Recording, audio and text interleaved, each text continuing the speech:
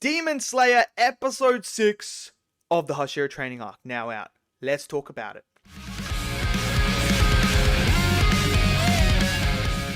So Episode 6, we continue and follow Tanjiro on his mission and his quest to go through the different training methods from the Hashiras. But this time he is up against the strongest member in the Demon Slayer Corps. Some consider this Hashira to be able to beat Akaza by himself. Claim that he could even beat Doma by himself. That's the level of strength we are talking when it comes to the Stone Hashira.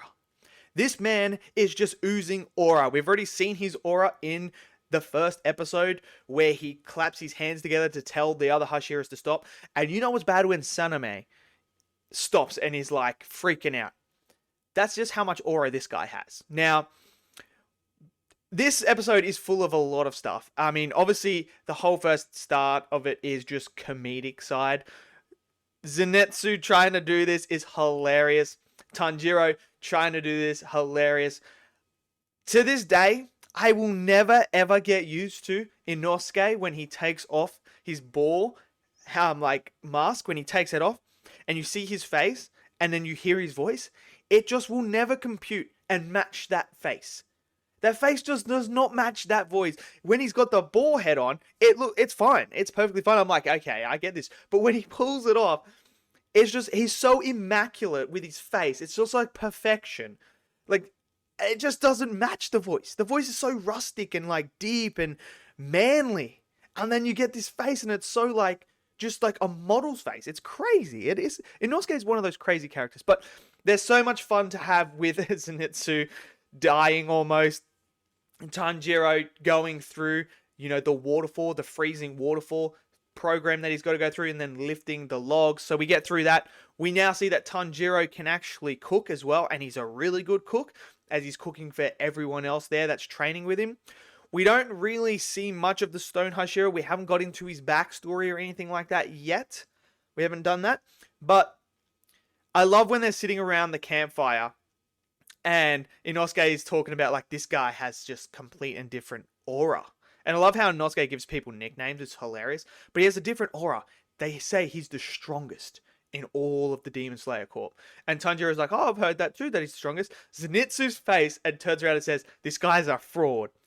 I bet you can't even move the boulder himself. He can't do it. And Tanjiro's like, but I've heard that he can move ones even bigger than that. And then Zenitsu's like, you're going to believe everything you ever hear? Are you just going to believe it? Next thing you know, we see the Stone Hashira pushing a boulder even bigger past them.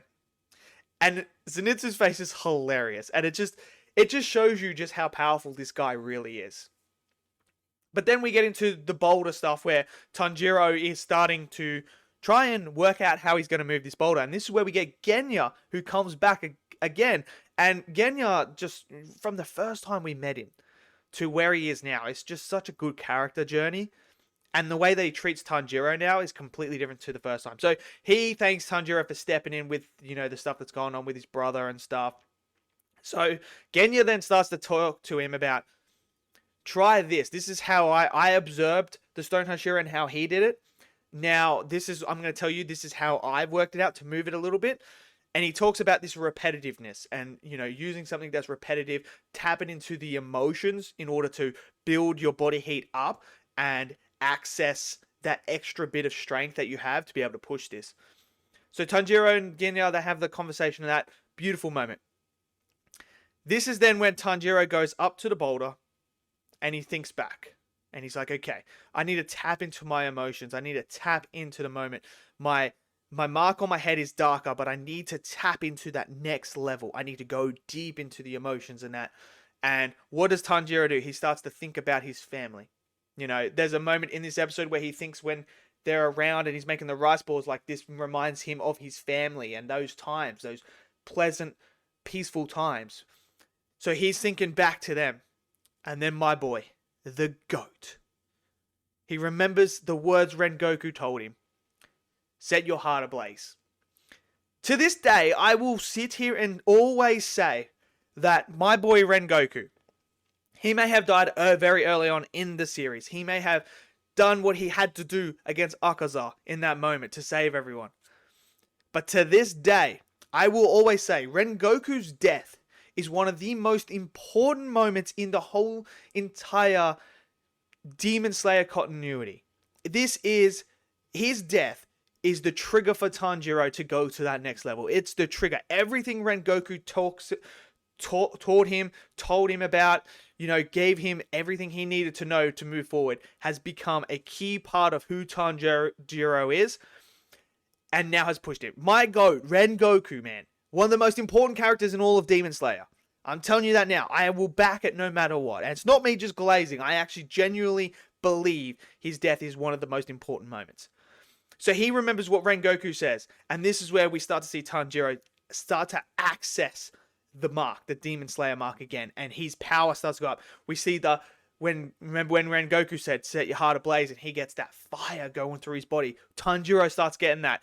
Tanjiro starts thinking it. Then Inosuke and Zenitsu start to show up, and they're like, oh, this guy's training at this hour? He's not going to last all day. He's going to run out. So they're just watching him, and Tanjiro keeps trying to tap in. Remember this. Remember Rengoku. Remember this. Remember Rengoku. Remember my family. Remember Rengoku. And then next thing you know, the mark appears again. And now Tanjiro starts to move the boulder. He starts to move it. And Zenitsu is shocked and like, oh my god, you're a monster. You're doing it. Inosuke, in typical Inosuke fashion, you beat me. You beat me. Inosuke, he loves that competition. But such a good episode. We really got, more details to Tanjiro, how he's feeling right now, how you access the mark a bit more now. We also have Genya and his stuff.